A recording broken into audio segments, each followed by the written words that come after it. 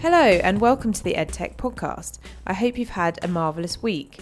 I've been working with a few EdTech startups this week and increasingly aware of how busy this month is for events in education, with Northern Rocks just past, EdTech Europe this week, Festival of Education and Women Ed next week, and ISTE coming up. Have fun and stay sane to all of those involved. This week, I've been interviewing lots of people at EdTech Europe, including the Head of Learning at BBC Worldwide, ICT evangelist Mark Anderson, Monica Burns of Class Tech Tips, Richard Colato, Chief Innovation Officer from State of Rhode Island, and in the week that Microsoft put out an intention to buy LinkedIn for $26.2 billion, including digital learning platform lynda.com, the Head of Education Engagement at LinkedIn. Those all coming up over the summer. This week, Graham Walton, Assistant Director, Academic and User Services at Loughborough University. Loughborough University topped the Times Higher Education Student Satisfaction Chart for the second consecutive year in 2016, at a time when the East Midlands elsewhere has received a grilling by Sir Michael Wilshaw for the state of education. In this episode, we find out getting the user experience right for students, how universities can learn from the challenges in the content publishing sector, reclaiming the word library as learning spaces evolve, 24/7 learning accessibility versus work-life balance, academic investment in the light of free resources like Google Scholar, how social media is used in the entire research process and what this means for peer review. And we also find out what Graham Walton's next move after over 12 years at the University of Loughborough will be. Oh, and this happened. I'm here with Graham Norton. Graham, what do you do? Graham Norton. Graham Norton. Okay.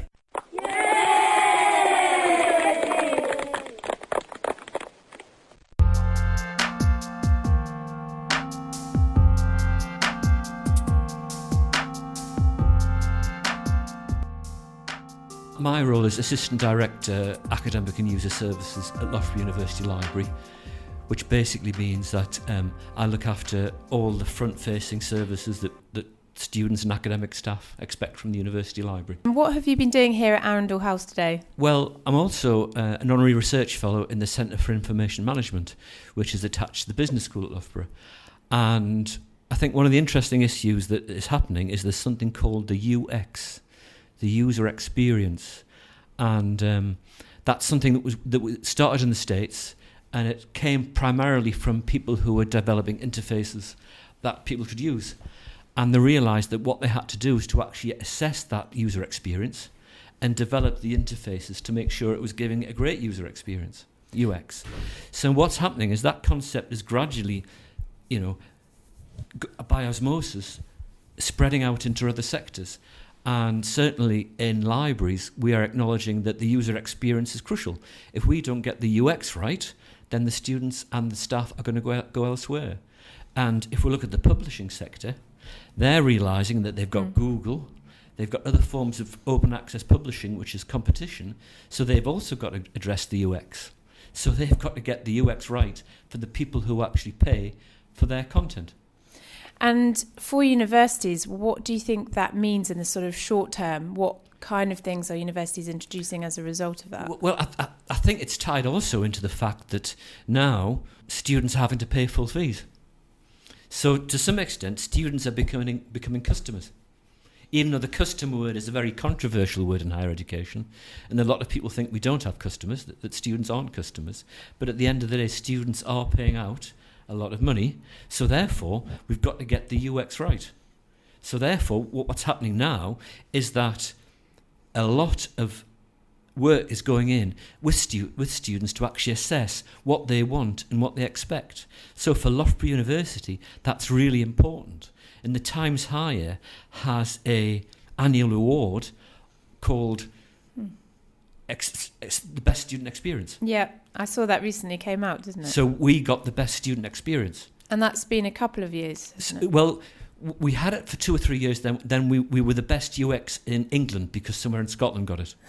But now we're the best UX student experience in the UK. So the UX, if anything, is becoming more important because students have a lot of power. And the tension is, how do universities actually give the students what they want, whilst at the same time saying, we aren't there to sell you a 2-1. And what do you think Loughborough have done that really, on the UX side of things, makes a difference? Well, it's interesting because I did my undergraduate course at Loughborough from 1973 to 1976, right? And the culture hasn't changed very much. And I think that's a crucial factor, that the culture is actually about people just embracing what the university has to offer. It's interesting because it's very much dominated by the halls of residence. So people that own the halls of residence. And when there's an election for the Students' Union, in lots of universities, there's complete apathy. But at Loughborough, it's like the US presidential elections. You know, people really go for it. There are campaigns going. And I think that's part of what Loughborough brings home. It's not political with a capital P, but it's certainly political with a small p. And I think that's because it attracts and builds people up to that culture where they're all up for it. And in terms of, I mean, you mentioned to some extent students are customers now, have to be treated or sort of respected like that because of the amount of investment they're putting into universities. Is that sort of changing the dynamic between lecturers and students that perhaps previously existed? I'm sure it's challenging a lot. It's challenging libraries a lot as well, because students will say, I paid £9,000 a year and you cannot give me the textbook that I want. What are you going to do about it? Rather embarrassingly, I once wrote a poem at the University of Sussex, photocopied it and put it all over the university about the lack of student hours. Yeah. Which is something. And if you look at how it's transforming us, we've got the whole concept of 24/7. Yeah. So lots of university libraries now are opening 24/7 because one of the challenges is, if you go to the university down the street, they've got 24/7. So on an open day, where prospective parents and students and their parents come, they will say, are you open 24/7? Because we've just come from X university library, and they are. So I presume you are.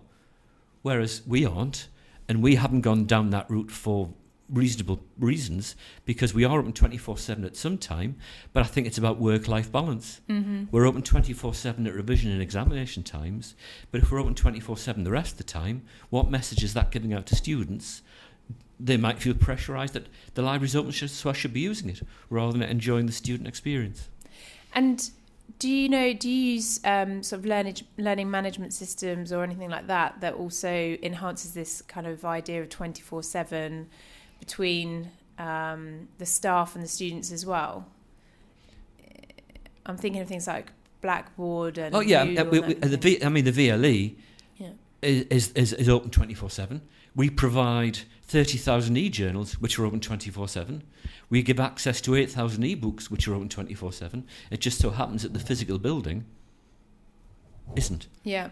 So yes, a lot of our resources are available 24/7, but to some extent, I mean, I've worked in libraries for a long time, and the L word is an interesting word. As a brand, the library brand, there are good things about the brand, because it's about learning, it's about developing yourself, and there's bad things about the brand because it's boring, and the library staff aren't very interesting, and only the geeks go to the library. So what we've got to do, we've got to emphasise the positive side of the library, so that people see the library as the place to go, and that's why a lot of libraries now are developing social learning spaces. For example, our cafe is on TripAdvisor, 5 stars on TripAdvisor. Really? Why not? It's a great cafe, great staff, great coffee. And now we're actually moving away from telling people you can't do that, to say, come to the library, meet your friends, have a coffee, sit around, read the paper, mess about on the internet, because I think students are learning in different ways. Yeah. Interesting. I know that you're quite enthusiastic about sort of learning design or sort of collaborative learning spaces as well. Could you tell us a little bit more about what you do in those areas? And it's an interesting one because, people see that libraries are there as warehouses of books. So that's what they were primarily for there, say 20 years ago. That's where we stored the books and the journals. Well, now, of course, a lot of the material is online. So therefore, there are spaces that are being freed up. So the challenge for libraries is, how do you keep yourself relevant when you no longer need all that storage space? So what we're doing now in libraries is actually re-energising the learning spaces into realising that students want lots of different spaces. So the work we've done with students, we've said, what kind of learning spaces do you need? And they've said, we need different learning spaces depending what we're doing. When we've got a group assignment, we want a good group study room where we can actually share with our own devices, which has got internet access. When we've got an essay to do, we want to work in silence. When we want to actually perhaps mix, we want to work in spaces where we can both concentrate and also work with others. And so there's another perhaps example of what's happening is ethnographic studies. And that's really taking off in libraries, where what we're doing is actually we're trying to explore the behaviour of what people are doing in libraries. And ethnography was devised by these people who went and lived with tribes in South America. So they lived with these tribes for 6 months and became part of the tribe. And what they were doing was actually observing what was going on around them so they could understand what people were doing. So ethnography in libraries, we've got observers who will sit there with students as a non-participant observer, and they won't be doing work. What they'll be doing is trying to capture what's going on around them, so we can make sure that show the university that our spaces are relevant, and we're not trying to be McDonald's. What we're trying to be is a kind of learning environment which supports the learning and how students learn in the 21st century. And do you take any sort of inspiration from organisations outside of the sort of library community, I suppose? Yeah, I think one of the interesting issues is if you go to your bank, what you tend to see now is the counter's gone, and there's usually somebody there standing with a clipboard saying, "Can I help you?" And that's kind of similar to what we're trying to do in libraries, where we're trying to remove the barrier away and have staff who are there primarily to help people. And it's going reasonably well. It could go better, but it's a way of learning from other sectors. And the big challenge, of course, we face is how do we make our interfaces to our digital resources as intuitive and as effective as Google? And that's a real challenge because Google have cracked it. Whereas we're putting a lot of money into these search engines, these digital resources, which aren't perhaps as intuitive as they should be. So we've got to learn from Google as to how to actually make our services as intuitive as theirs. And is there any way to collaborate with an organisation like Google, or is there sort of pressure from the, I suppose, the organisations like JSTOR and those kind of things that used to house information as sort of all these business models evolve?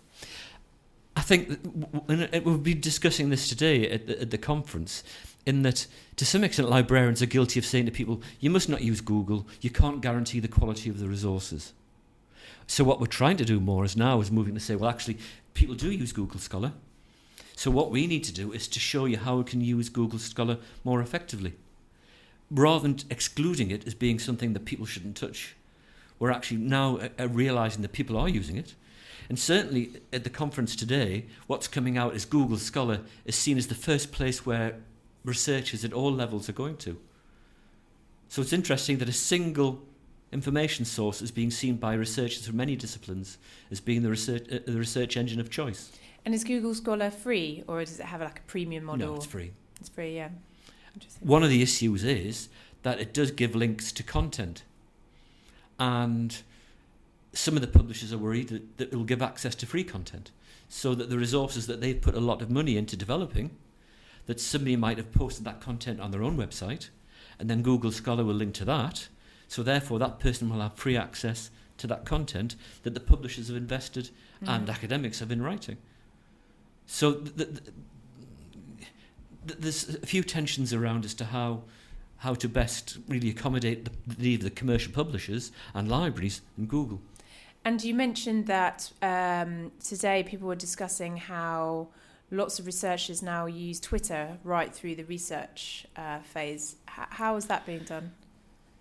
I think one of if we had about 6 early stage researchers today, and I think one of the fascinating things that's happening in the past 3 or 4 years is that a lot of startup companies have developed services based on social media, and these startup companies are being run by people primarily in their late 20s, early 30s.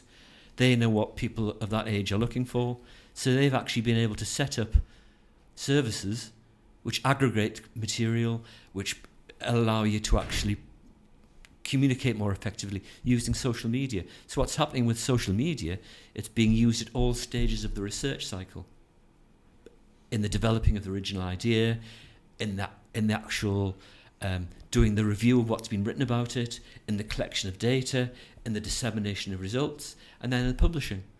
So there's lots of different social media applications which are being used at all stages. And it's really challenging the something called the peer review process, which for the past 300 years has been how quality is measured, by having double-blind peer review or blind peer review or peer review. And now the new researchers are saying peer review doesn't work, it's too slow, it's too elitist, there must be other ways of actually measuring quality rather than just using peer review. And it's social media that's developed that.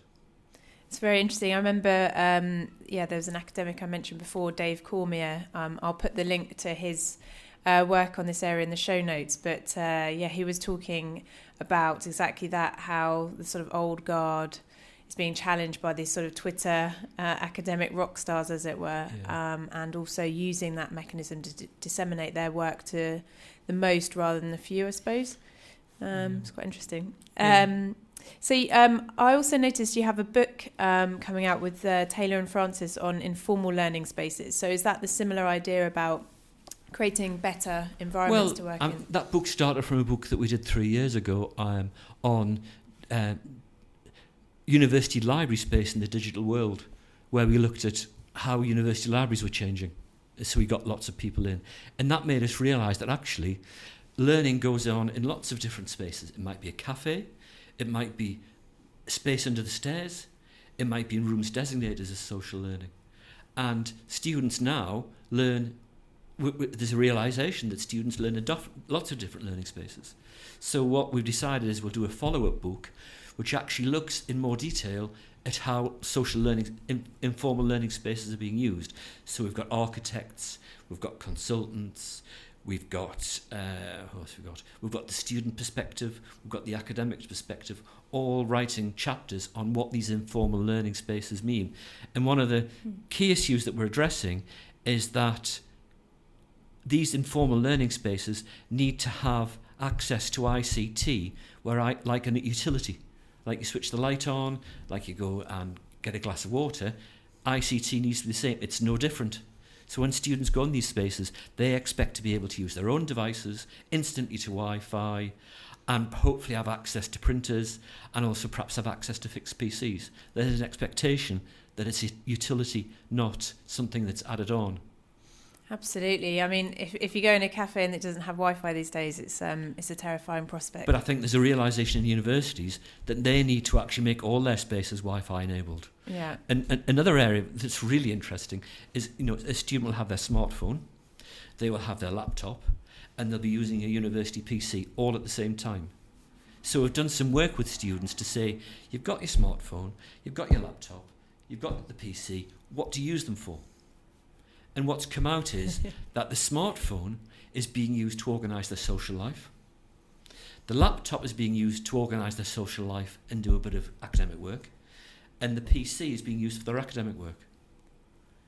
So there's still an expectation that even though students are coming in with BYOD coming out their ears, that students expect to have access to a fixed PC. Because we've been under some pressure to actually take away our PCs because people have said they don't need them with Wi-Fi, they've got their laptops. But students don't want to carry their laptops around all day. They want to be able to use a PC where they want it. So if anything, we've been increasing the number of PCs in the library because the demand for that is still going. But the challenge for us is to keep an eye on that balance. And when is it going to shift? Again, because it's going to shift. And it might be that eventually smartphones will be used for everything. But at the moment, they're not really being used to do research and write essays. But there's no reason why that won't be the case in 3 or 4 years' time. And those people that are here today, were the majority of them from London? There was a lot of startup companies which were all from London. And they were all relatively small companies who were looking at different ways of using social media to improve, make it easier for authors to publish material. And they were all using different devices and different apps. It was a bit of a sales pitch at the time, but there were some common themes coming through. But to some extent, that's making it more difficult for the researcher because it's increasing the options that are available to them. 30 years ago, if we were doing research, you went to the library. End of. Yeah. But now, not only do you use the internet, but you've probably got about 30 different apps, all of which are doing the same. Yeah, well, it's the same thing with VLEs that you mentioned earlier. It often gets quite critiqued for that reason, doesn't it? That there's so many, and actually, is there a differentiator between them? Not always. So I guess one of the interesting things for VLEs is that that's where students see as being the main source of information very often when they're at university. So when they're looking for information, they will go at the VLE. So if we want to publicise something to students, we'll put something on the VLE. Because they'll still use that sort of internal. Because they'll need to use that for whatever purposes. That's interesting. And how do you see, obviously being based at Loughborough University, some of the things that we're talking about here? Because I think we were talking about before that perhaps sometimes this becomes quite London-centric.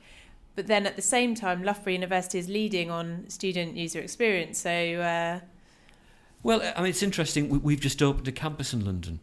And, I mean, I think the main reason was because to raise the profile, to raise the international profile, because when students abroad want to come to Britain, they want to come to London. So the chances of them have heard of Loughborough are fairly minimal. So we've therefore decided we want to open a postgraduate campus in London. But I think the difference is we've invested a lot of money in the in actually the fabrics. So it's a state-of-the-art building, which has actually recruited really well.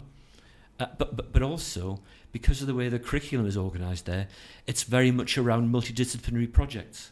So the students will work with students on other courses, but also with small startup companies as well, actually on projects in reality. So the various spaces have been created, which actually specifically for project work, which is the kind of work they'll go out to when they finish the university. So it equips them with the skills on entrepreneurship, on project work, which they'll be expected to do when they leave the university.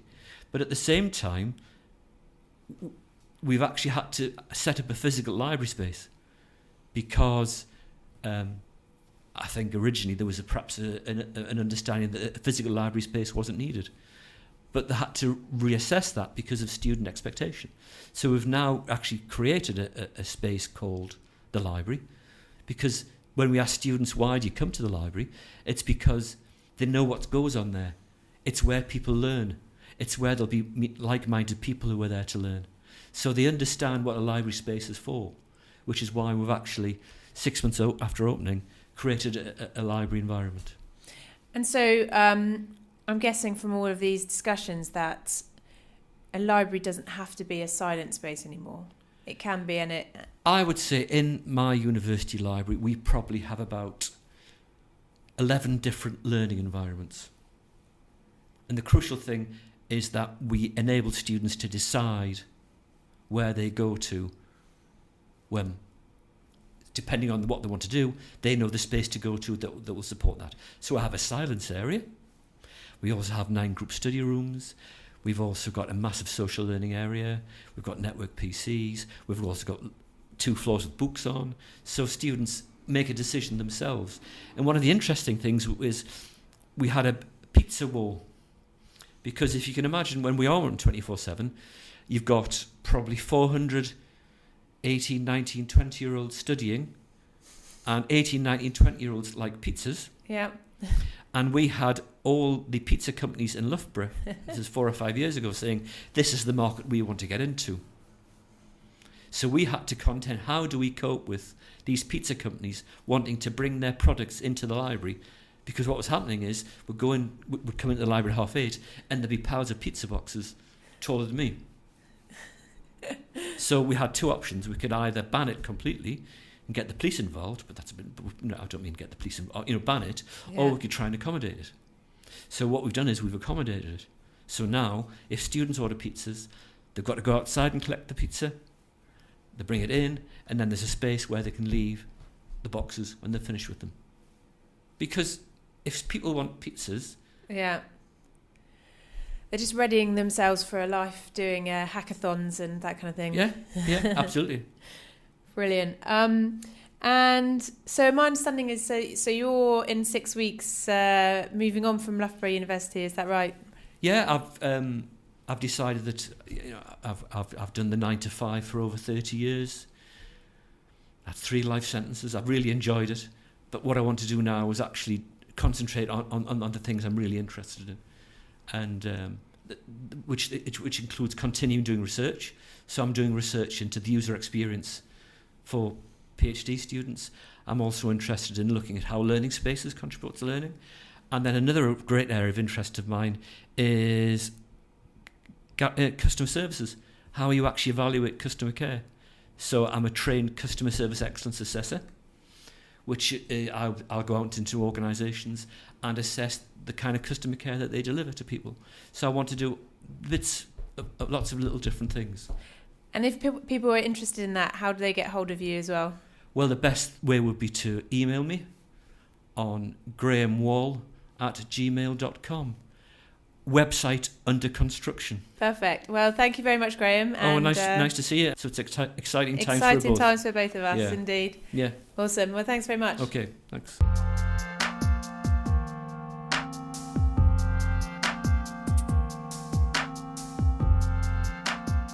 That's all for this week. Check us out on Facebook, rate and review on iTunes, and see you next time. Bye.